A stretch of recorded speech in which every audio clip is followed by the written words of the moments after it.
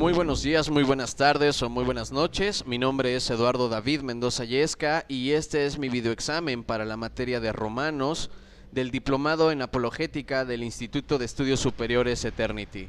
Bueno, en este videoexamen voy a hablar acerca de la carta de Pablo a los Romanos, en particular del capítulo 4 y del libro El Evangelio según la Gracia del pastor Chuck Smith.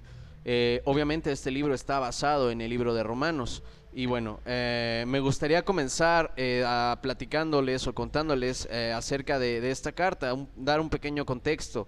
Esta carta fue escrita por el apóstol Pablo en el año 56, principios del 57.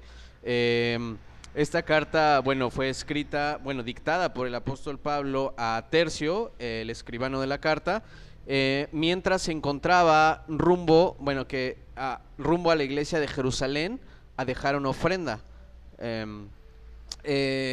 Esta carta expresa el deseo del apóstol Pablo encontramos que expresa el deseo de Pablo que tenía de ir a visitar a la iglesia que se encontraba en Roma y lo vemos al principio de la carta. El apóstol estaba interesado en visitarlos y ministrar, imponer manos y ministrar dones.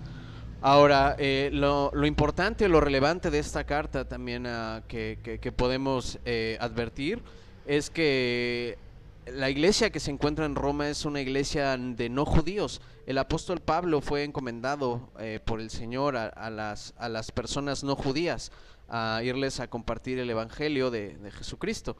Entonces esta carta es interesante porque en esta carta el apóstol Pablo hace una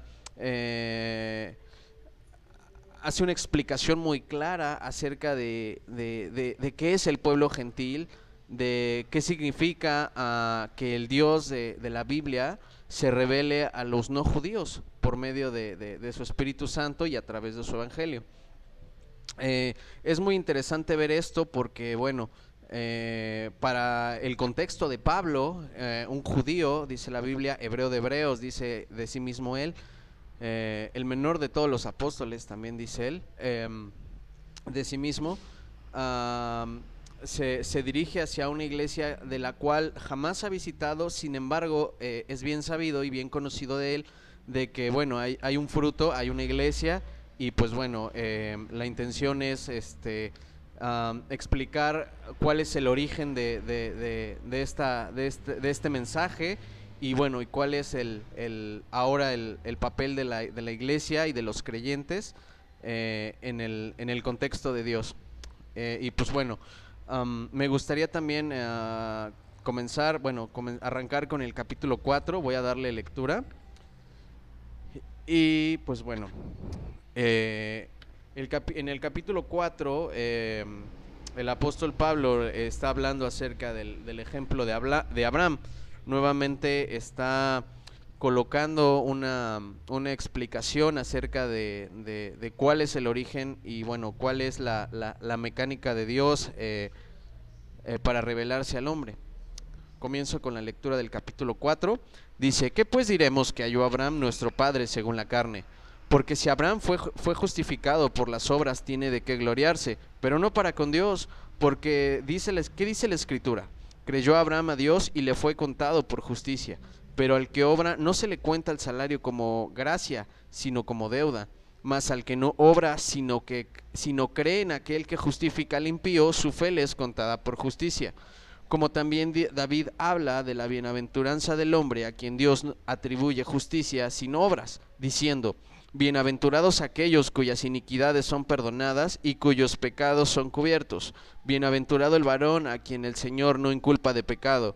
¿Es pues esta bienaventuranza solamente para los de la circuncisión o también para los de la incircuncisión?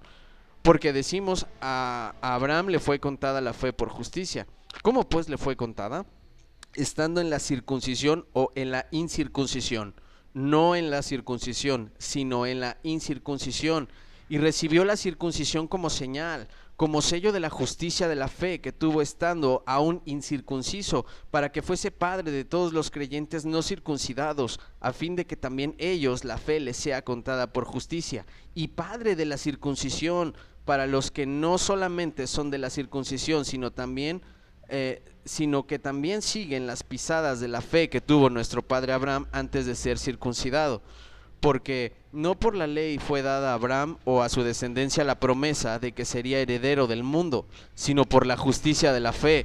Porque si los que son de la ley son los herederos, vana resulta la fe y anulada la promesa, pues la ley produce ira, pero donde no hay ley tampoco hay transgresión.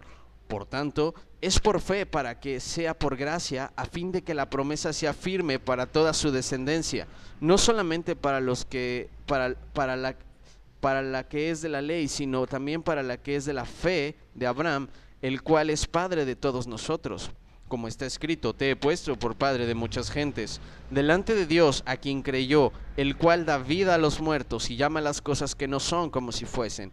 Él creyó en esperanza contra esperanza, para llegar a ser padre de muchas gentes, conforme a lo que se había dicho, conforme a lo que se le había dicho, así será tu descendencia. Y no se debilitó en la fe al considerar su cuerpo, que estaba ya como muerto, siendo casi de 100 años, o la esterilidad de la matriz de Sara. Tampoco dudó por incredulidad de la promesa de Dios, sino que se fortaleció en la fe, dando gloria a Dios, plenamente convencido de que era también poderoso para hacer todo lo que había prometido.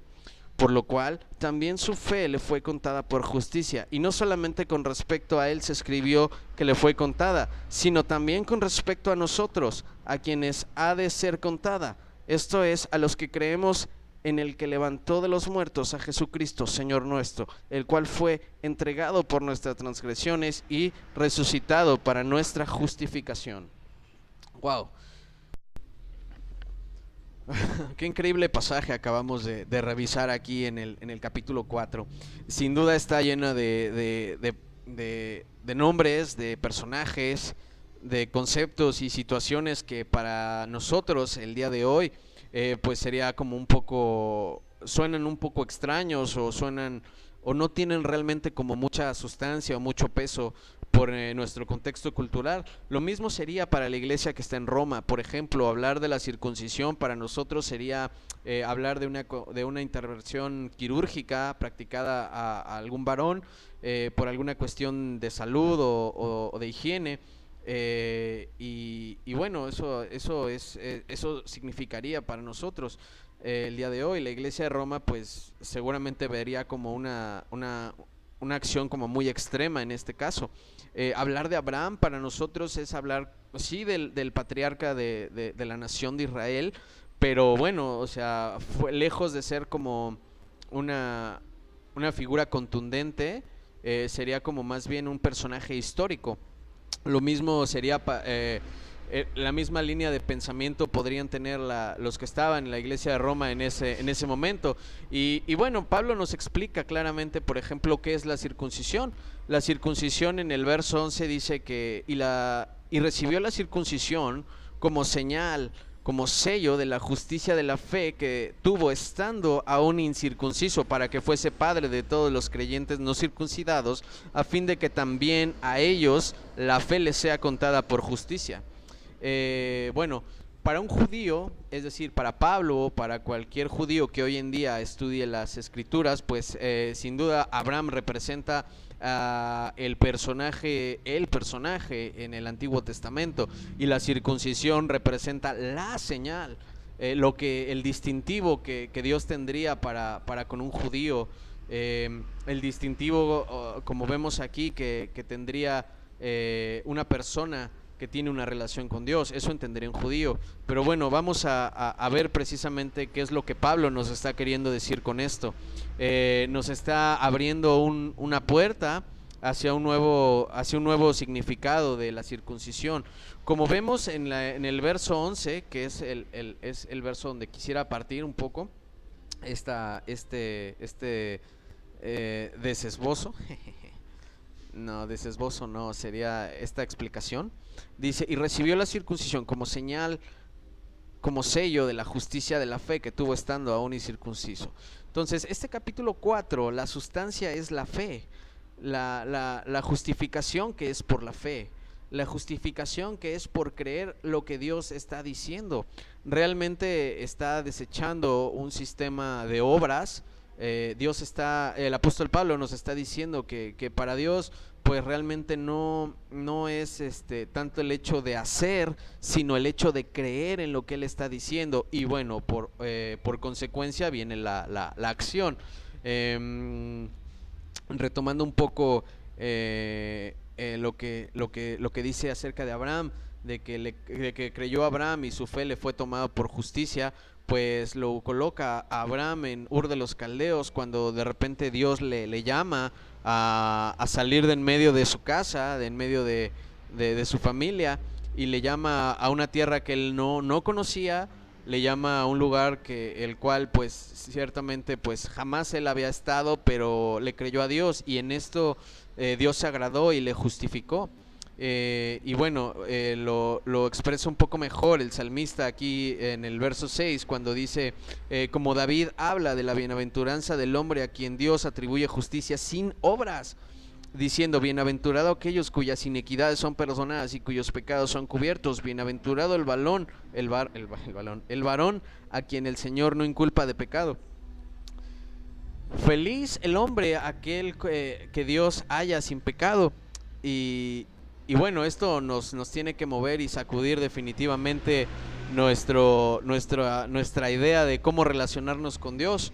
O sea, vemos claramente que no es por hacer buenas obras, sino por creerle a Dios lo que Él dice, ¿no?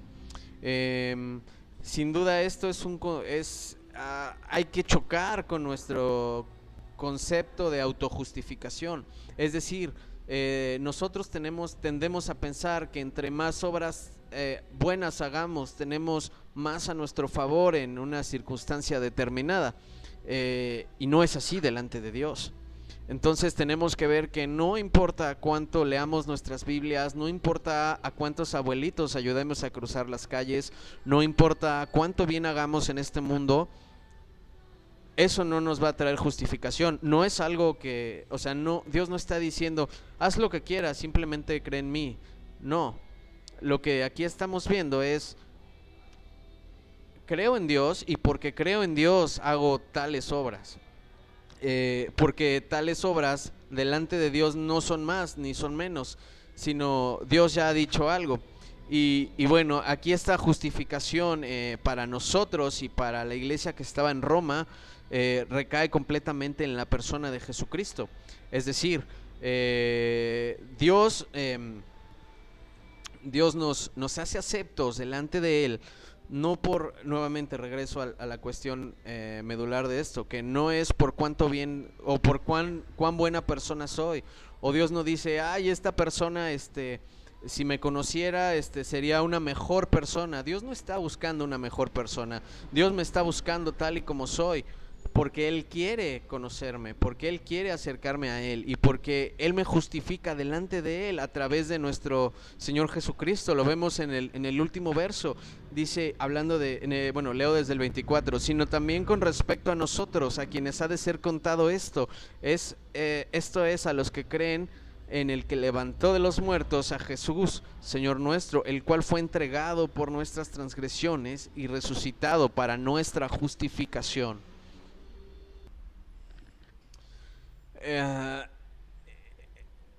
Este sistema de justificación por medio de la fe en Cristo Jesús lo explica Chuck de la siguiente manera. Dios lo voy a leer textualmente, dice, Dios ha impartido justicia perfecta a mí, un pecador, totalmente fuera de obras y rituales. El pan y el vino de la Santa Cena son solamente una conmemoración, no me van a salvar. El agua del bautismo es solo un símbolo, no me van a salvar. La salvación es la obra de Dios en mi corazón, es solo por medio de la fe en Jesucristo. Es solo por medio de la fe en Jesucristo. Este es un concepto que nos tiene que quedar muy claro. el concepto de obras humanas, de justificación por obras, es completamente carnal y humano. Apela a yo tengo que darte, Dios, para que tú me des, y viceversa. Y si yo te doy, estás obligado a darme. Es decir, si yo te diezmo, estás obligado a prosperarme económicamente. Es decir, si yo hago un bien a un hermano, estás obligado en mi momento de necesidad de suplirla, etcétera. Entonces hacemos a Dios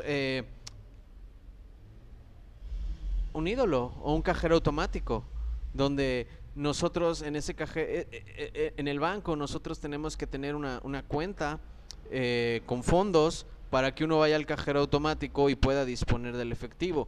Entonces podría ser así como el símil con Dios, de que Señor o Dios, yo tengo muchas buenas obras, ya me bauticé, celebro la Santa Cena, sirvo en la iglesia, ayudo a mis papás, no robo en mi trabajo. Entonces, cuando esté en un momento o en una situación de dificultad, pues acudo a ti, porque yo sé que tengo un guardadito, o sea, yo tengo una cuestión a favor de mí, ¿no? Y bueno, regresando a lo que dice la palabra de Dios, dice que por tanto es por fe para que sea por gracia, a fin de que la promesa sea firme para toda su descendencia, no solamente para la que es de la ley, sino también para la que es de la fe de Abraham, el cual es padre de todos nosotros. O sea, Dios no es un cajero automático, o sea, el sistema de Dios no es el sistema del hombre. El sistema del hombre dice, yo tengo saldo a favor y lo voy a usar a mi conveniencia y a mi discreción según sea la situación. Y bueno, Chuck Smith, el autor de El Evangelio según la Gracia, nos vuelve a hablar un poco acerca de esto también, que está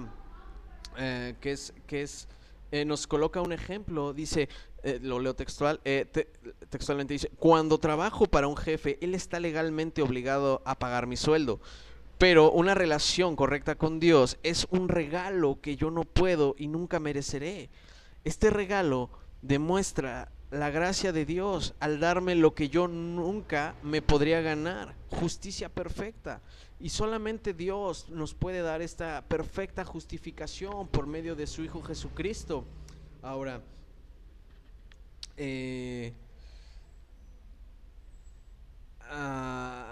¿cuál es nuestra garantía de que es el mecanismo correcto, o es o que Jesucristo es suficiente, o hay suficiencia es suficiente para ser justificados delante de Él?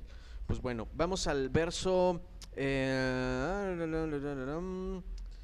17. Dice: te he puesto por padre de muchas gentes delante de Dios, a quien creyó, el cual da vida a los muertos y llama a las cosas que no son como si fueran. Hablando de Abraham, él creyó en esperanza contra esperanza para llegar a ser padre de muchas gentes, conforme a lo que se había dicho: así será tu descendencia. No se debilitó en la fe al considerar su cuerpo, que estaba ya como muerto, siendo de casi 100 años, o la esterilidad de la matriz de Sara. Tampoco dudó por incredulidad de la promesa de Dios, sino que se fortaleció en fe, dando gloria a Dios, plenamente convencido de que era también poderoso Dios para hacer todo lo que había prometido. Es decir, Dios quiere que estemos seguros de estas cosas. O sea, Dios en esto nos revela que Dios llama a las cosas que todavía no suceden como si ya sucedieran. Podemos, por ejemplo, ir a 1 de Juan 5:11 y ahí encontrar una garantía más de lo que Dios nos está y de lo que Pablo está hablando, y de lo que Dios está hablando a través del apóstol Pablo. 1 de Juan 5:11. Vamos a 1 de Juan 5:11.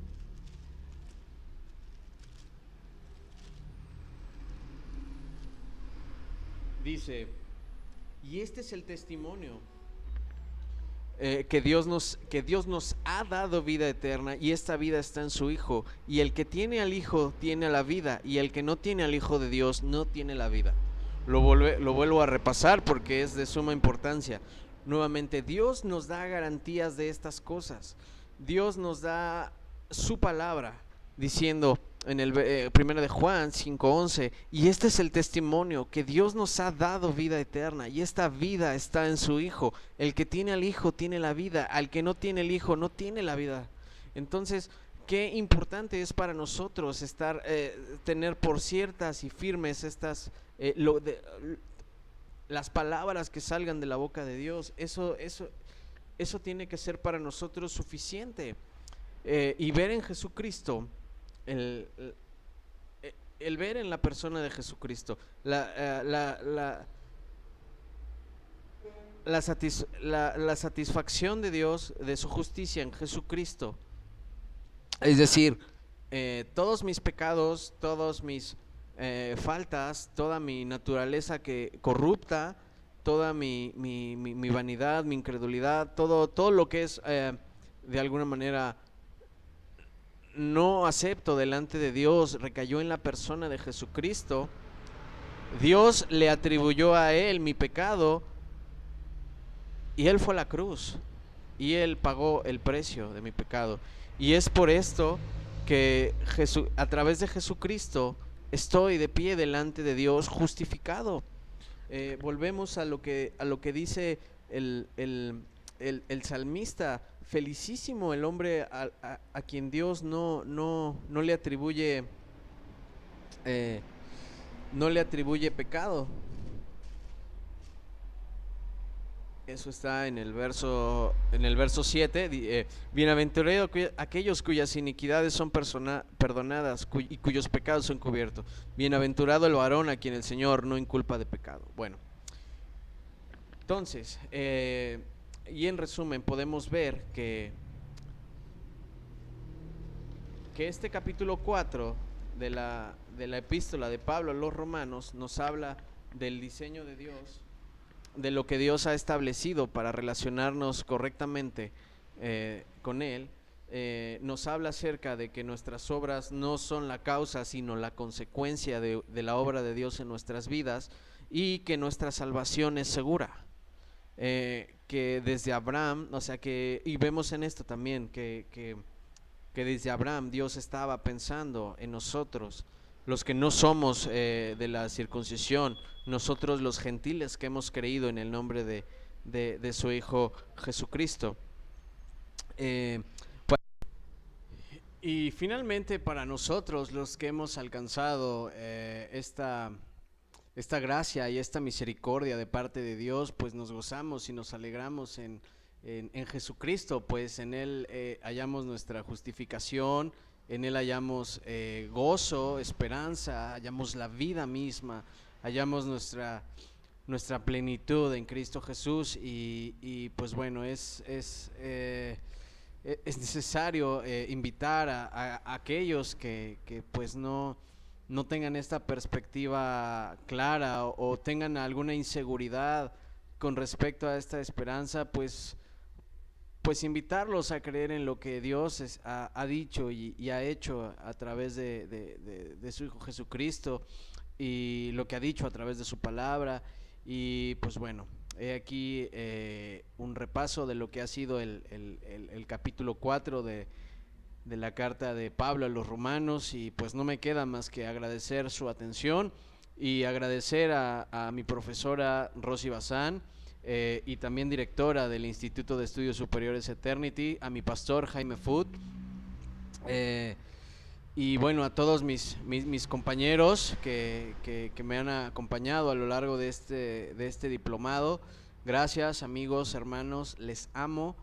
Doy gracias a Dios por cada uno de ustedes, les doy gracias por su paciencia para conmigo. Y pues bueno, espero que este video sea y haya sido de bendición. Muchísimas gracias, Dios les bendiga.